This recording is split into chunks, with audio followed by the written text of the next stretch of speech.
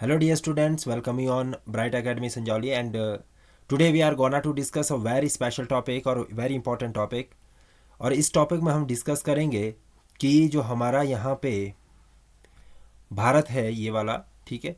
और इस समय में जब हम यहाँ से एंशियंट इंडिया से, कहाँ से, एंशियंट इंडिया से मेडिवल इंडिया की तरफ मूव ऑन करते हैं, तो यहाँ पे हमें कुछ ऐसा मेजर पावर्स नहीं देखने को मिलती। बट फिर भी जो हमारा डेक्कन वाला पार्ट है और नॉर्दर्न वाला पार्ट है, वहाँ पे कुछ पावर्स का स्ट्रगल देखने को मिलता है, जो कि एक दूसरे के साथ सुपरमेसी को एक्सप्रेस करने के लिए स्ट्रगल कर रही थी। तो ऐसे कंडीशन में आज का जो टॉपिक रहने वाला है, ठीक है, तो वो हमारा रहने वाला है स्ट्रगल ऑफ ट्रेपेटाइट्स।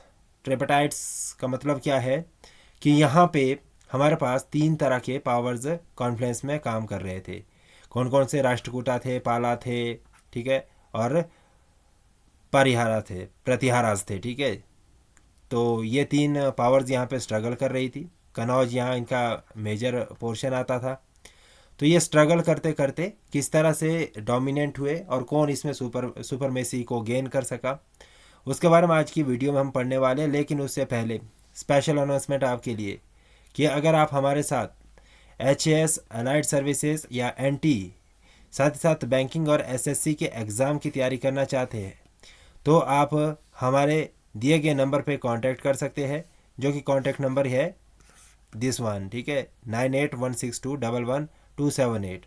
और इसमें अभी स्पेशल डिस्काउंट ऑफर चल रहा है, that is 25% on all courses, ठीक है। 25% तक का आपको सभी कोर्सेज के ऊपर फीस में वेव ऑफ कर दिया जाएगा, ठीक है, अगर आप 26 जैन से पहले हमारे ये कोर्सेज परचेज़ करते हैं। कब से पहले? 26 जनवरी से पहले आपको ये कोर्सेज परचेज़ करने हैं और आपको एक अच्छा डिस्काउंट मिलेगा 25% का। चलिए स्टार्ट करते हैं। नेक्स्ट, पहला जो हमारे पास आता है दैट इज़ पाला डायनेस्टी या पाला empire. was the very powerful Buddhist dynasty that ruled over part of Indian subcontinent from the 8th century to 12th century। कब से कब तक रहा पाला डायनेस्टी का जो एम्पायर चला? वो 8वीं शताब्दी से लेकर 12वीं शताब्दी तक चला रहा। और इसके बारे में कुछ महत्वपूर्ण जो डिटेल्स है दैट इज़ फर्स्ट की ओरिजिन एंड अर्ली हिस्ट्री। इसका जो पाला डायनेस्टी का ओरिजिन है या फाउंडर है that is called the Gopala one, ठीक है, लगभग मिड 8th सेंचुरी के आसपास in the region of Bengal, present day Bangladesh and the west Bengal of India, ठीक है। तो आप अगर इसकी प्रेजेंट सिचुएशन देखेंगे तो जो हमारा ये यहाँ पे इधर को बांग्लादेश आता है और यहाँ पे जो ये वेस्ट बंगाल वाला पार्ट आता है, तो इन दोनों के मिला के ये पूरा का पूरा पाला डायनेस्टी बनती थी। उसके बाद नेक्स्ट चलेंगे।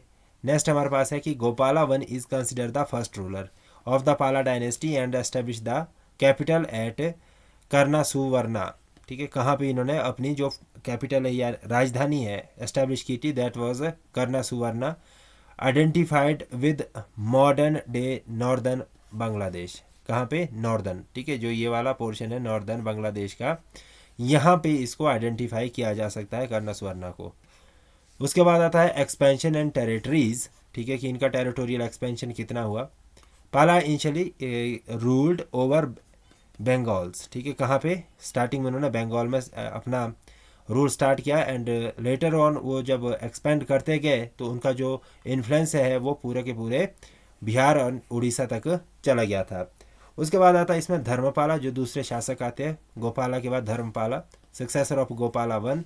इसको और ज़्यादा एक्सपेंड करते हैं नॉर्दर्न इंडिया में एंड जो आज का जो उत्तर प्रदेश है वहाँ तक इसको पहुँचा देते हैं। कहाँ से? ये देखिए आप, ये इस तरह से डायनेस्टी स्टार्ट होती है। सपोज करिए कि ये आपका क्या है, वेस्ट बंगाल है और पूरा का बंगाल है, उस समय बंगाल, आज का बांग्लादेश भी इसी में इंक्लूडेड है। और यहाँ से ये बढ़ते बढ़ते आगे जो ये वाला पोर्शन है उत्तर प्रदेश वाला, यूपी वाला, यहाँ तक अपनी डायनेस्टी को एस्टेब्लिश करने में सक्षम हो जाते हैं।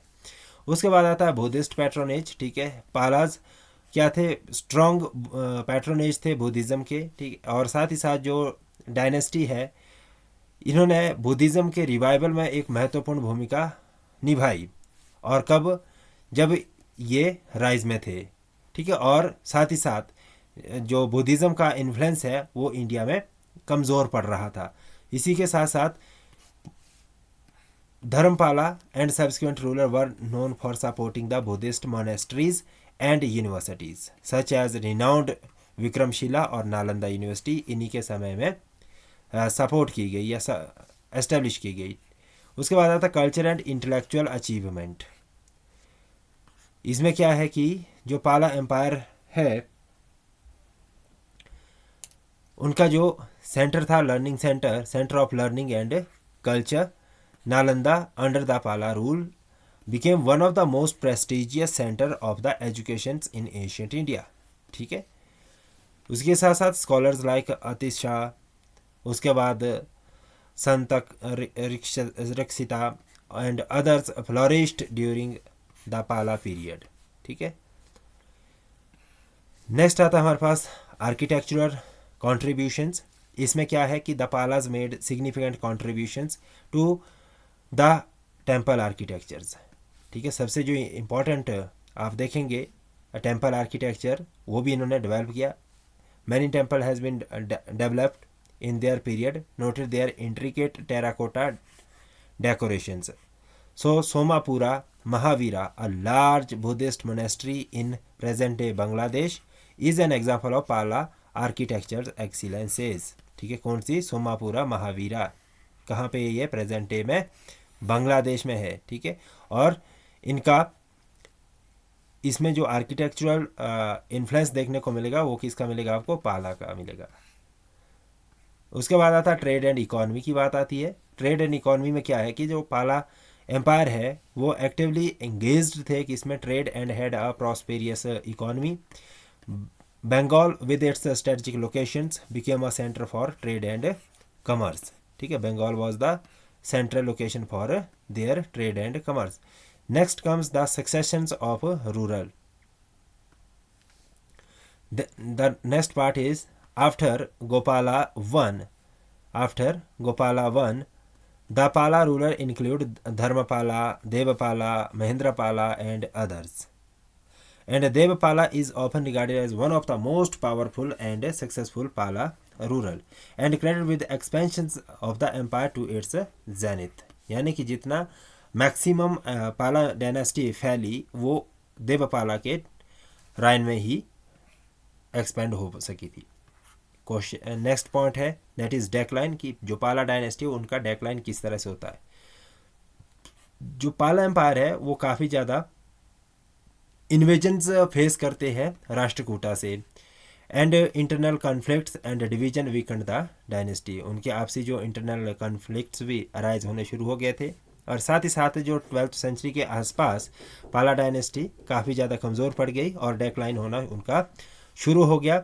और उसके साथ साथ इसमें टर्किश इन्वेजन भी महत्वपूर्ण रोल प्ले करता है उनके डाउनफॉल में, जिसमें कि Mohammad bin Bakhtiyar Khilji came in the 12th century, late 12th century, और उसके बाद इनका डेक्लाइन हो जाता है। अब इसका अगर हम हिस्टोरिकल सोर्सेज देखें कि कहाँ कहाँ से हमें पता चलता है कि जो पाला डायनेस्टी है वो सक्सेसफुली राइन करी। That was the copper plate and literary work provide valuable historical information about the Pala dynasty. The writing of the Chinese and Tibetan travelers also offer insight into the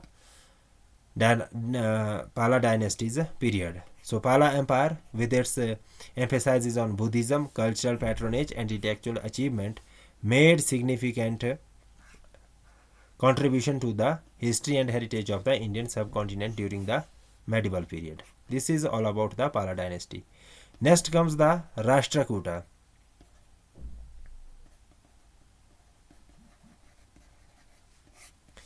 इसमें हम देखते हैं जो Rashtrakuta dynasty है powerful dynasty बन जाती है। ठीक है। और लार्ज पार्ट ऑफ इंडियन सब कॉन्टिनेंट्स के ये एक्वायर कर लेती है 8th सेंचुरी से 10th सेंचुरी के बीच। और इनकी जो डिटेल्स है that is given here that origin and its early history period. So Rashtrakuta originated in the Deccan region. कहाँ पे राष्ट्रकूट्स का जन्म होता है? डेक्कन रीजन में होता है। और लगभग अगर आप इंडिया के मैप को इस तरह से देखेंगे तो यहाँ पे राष्ट्रकूट्स का शासन चलता है। ठीक है। And their earliest known ruler being Danti Durga, जिन्होंने इस डायनेस्टी को 8वीं शताब्दी में एस्टेब्लिश किया था। दंती दुर्गा ने किसको डिफीट किया था? चालुक्य किंग कीर्ति वर्मन टू को, and assume the title of Kirti one. ठीक है, कीर्ति वर्मन का टाइटल भी उन्होंने दंती दुर्गा ने अज्यूम किया। और उसके साथ साथ नेक्स्ट आता है हमारे पास कैपिटल एंड एक्सपेंशन। जो इनका कैपिटल है वो कैसे एस्टेब्लिश किया गया और उसका expansion, later on territorial expansion कैसे हुआ। जो अर्लियर कैपिटल थी तो वो कहाँ थी उनकी? That was Manyakheta. ठीक है, और इसकी जो प्रेजेंट डे लोकेशन है दैट इज़ कर्नाटका, मान्यखेता में, और present day location is Karnataka. It is very important point. And then comes the next, that is Rashtrakuta expanded their influence over the vast territory including the part of the Deccan, central India and northern India. ठीक है, कहाँ कहाँ पे इन्होंने शासन किया अपना? जो डेक्कन वहाँ तो शासन था ही था, इसके साथ साथ उन्होंने पूरा का पूरा नॉर्दर्न इंडिया और साथ ही नॉर्थ सेंट्रल इंडिया और नॉर्दर्न इंडिया को भी एक्वायर करने में ये सक्षम रहे. इसके जो नोटेबल रूलर्स थे दैट वाज दंती दुर्गा. ठीक है, जो कि 735 से 756 AD तक शासन करते हैं.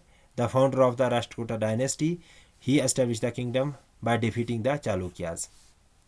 याद रखिया गया. ठीक है, किसने?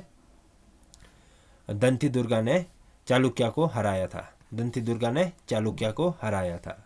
फिर आता गोविंदा 3 793 से 814 CE, यानी कि इसको आप AD भी बोल सकते हैं. Under his rule the Rashtrakutas reached the zenith of their power and he successfully expanded the empire into the northern India. ठीक है, गोविंदा 3 को जो श्रेय जाता है वो नॉर्दर्न इंडिया में अपने एम्पायर को एक्सपेंड करने के लिए जाता है. अमोघा वर्षा जो कि 814 से 878 के बीच शासन करते हैं और वो मोस्टली अपने आर्ट एंड लिटरेचर के लिए काफ़ी ज़्यादा जाने गए और उन्होंने Jain ruler and authorise the Sanskrit work that is Kaviraja Marga. ठीक है, इन्होंने कौन से वर्क को लिटरेट किया या उसको संस्कृत वर्क को ठीक ऑथोराइज किया? दैट वाज कविराजा मार्गा. फिर आता है कृष्णा वन. कृष्णा वन 756 से 773 AD तक शासन करते हैं और continue the expansion of the empire and successfully conflicts with the eastern Chalukyas. ठीक है, अब ये ईस्टर्न चालुक्य के साथ भी कन्फ्लिक्ट करें. उसके बाद आता है मिलिट्री अचीवमेंट. जो राष्ट्रकूटाज थे, ठीक है, were formidable warrior and expanded their territories through military conquest.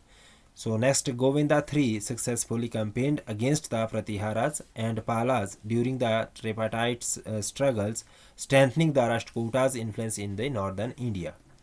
This is the major part of Govinda III कि उसने प्रतिहारा और जो अपने राष्ट्रकूटास थे, ठीक है, सो उनके स्ट्रगल्स को फेस किया था. पालास जो प्रतिहारा एंड पालास. ठीक है, उसके बाद आता है नेक्स्ट हमारे पास कल्चरल पैटर्नेज. इसमें आता है हमारे पास Rashtrakutas were patron of art literature and culture.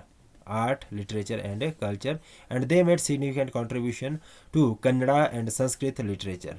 Kannada and Sanskrit literature का ज़्यादातर इन्होंने कंट्रीब्यूशन किया.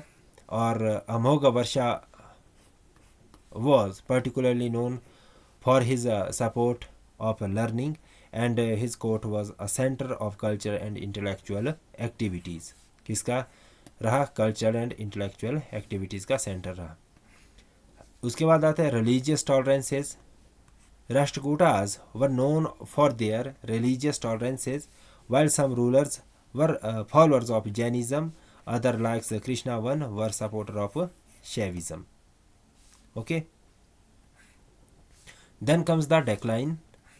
Declines में आएगा आपके पास Rashtrakutas empire begins to decline in the 9th century early and 10th centuries due to internal strifes and revolts and external invasions and constant conflict with the western Chalukyas, and later the Cholas weakened their hold over the Deccan. उसके बाद इस तरह से ये पूरी की पूरी dynasty and हो जाती है अर्ली 10th सेंचुरी तक. और इसकी जो लिगेसी है that is lasting impact of the culture and architectural landscapes of the Deccan, and their contribution to literature, sculptures, and temple architecture are notables. These are important things: literature, sculptures, and temples. That was the things which they have left behind. So historical sources हमें बताते हैं Kaviraja Marga provide valuable historical information about the Rashtrakutas, ठीक है, और साथ ही साथ copper plates या लिटरेरी वर्क. उसके बाद आता है Rashtrakutas with their military might, culture, patronage and expansive rule played a significant role in shaping the history of Indian subcontinent during the early medieval period.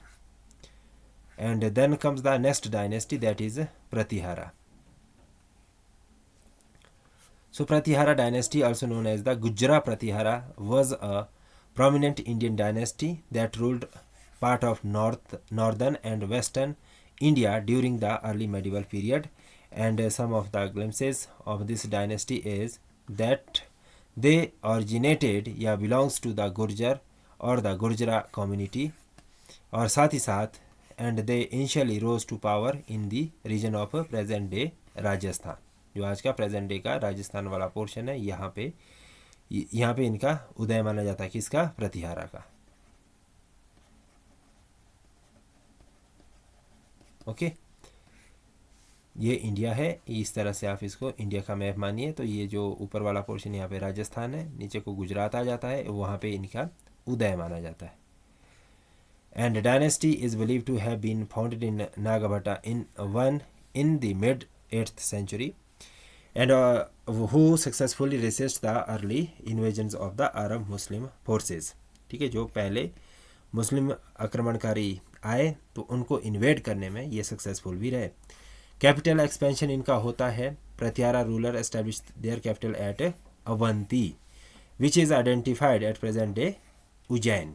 ठीक है, उज्जैन में ये देखी जा सकती है अवंती. और साथ ही साथ the Pratihara empire expands its influence controlling large part of northern and western India and including present day Rajasthan, Gujarat, Madhya Pradesh and part of the Uttar Pradesh. तो इतना काफ़ी एरिया में उन्होंने अपना एक्सपेंड कर लिया था.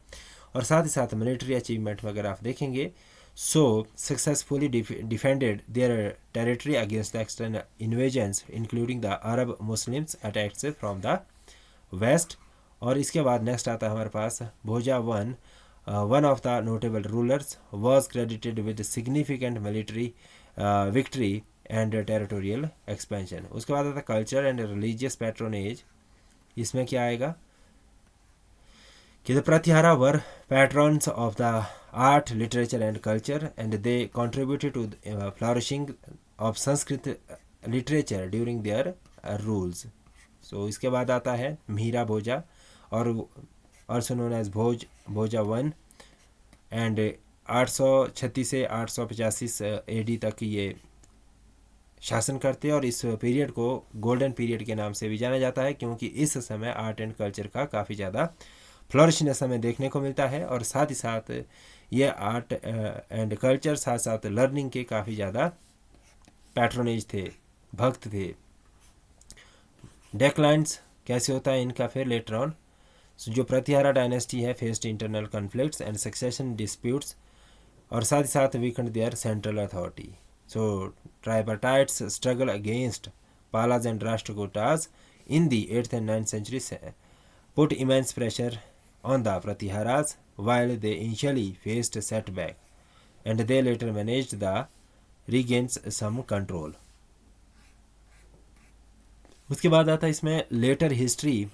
लेटर हिस्ट्री में क्या था? The later Pratihara ruler continued to rule portions of northern India, but the dynasty faced increasing challenges from external invasions. ठीक है, जो बाहरी आक्रमणकारी थे उनसे काफ़ी ज़्यादा इनको इन्वेजन्स फेस करने पड़े, और उनके साथ ये अपने काफ़ी ज़्यादा जो इनके रिसोर्सेज थे वो डेक्लाइन होते गए.